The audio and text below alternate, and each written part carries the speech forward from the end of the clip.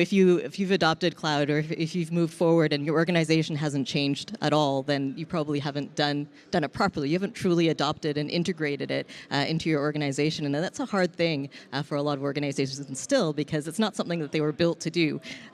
So how do you get from thinking about this problem as more of a technology problem to seeing it as more of an organizational and operational challenge, assuming that's the case? Any thoughts on that?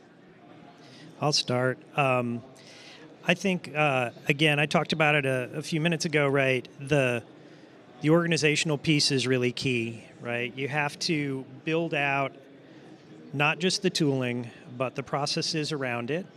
And the infrastructure is code, the policy is code. You need to put the security guardrails in place. And in the, I don't want to say the olden days, because it's not that old, but in the on-premise world, right, you had sort of stage gates. We would do an architecture review at the beginning of development. We'd go procure the hardware, we'd rack and stack it, the developers would go do their thing, we'd move through some more checks, and we'd push to deploy, and we'd push into production. And at cloud speed, that model just sort of breaks, because you're constantly pushing to production.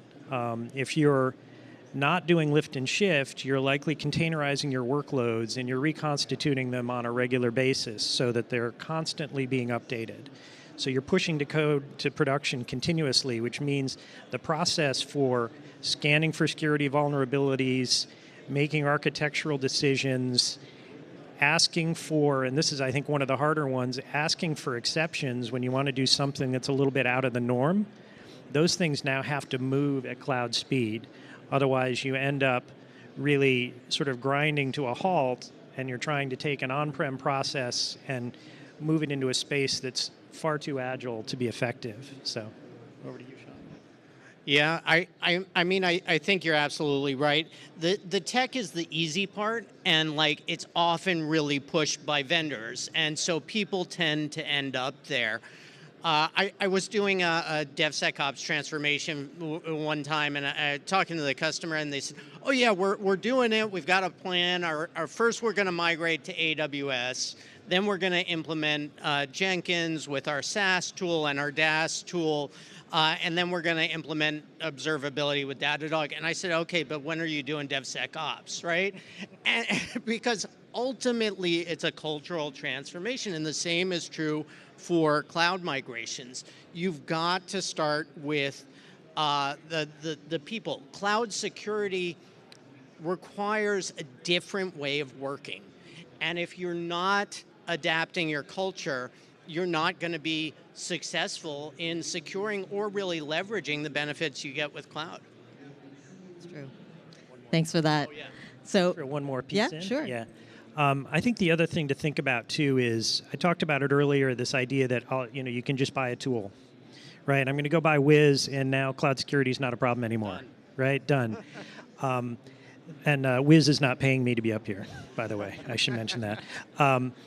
But again, you start, and we've all seen this. You implement a tool, you put it into production, it starts scanning, it starts spewing alerts.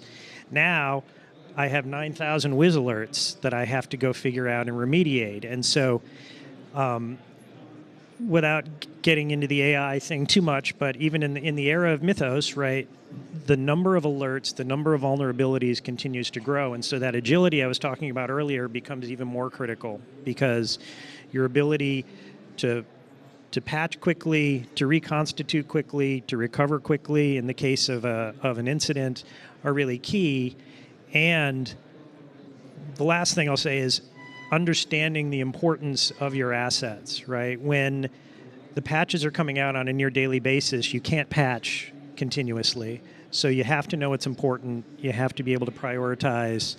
And that piece is where I see a lot of my clients right now struggling, is what are the crown jewels? What are the most important things that need to be worked on so that we can make sure we patch them first? Right, because of exploitability, because of mission-critical workloads, whatever it might be. So. I just like to add one thing to that, right? So two very good points, which is that you can buy all the tech that you want, but you can't buy the org chart. You can't buy the operational process, right? And that's what makes the key difference in everything that they just spoke about. And largely, I think the way of making a very secure, first, agile model in the cloud is going to make all the difference, right? Whether that's a combination of pipelines, people, process, and technology, they need to come together in order to make the right level of security protection in the cloud.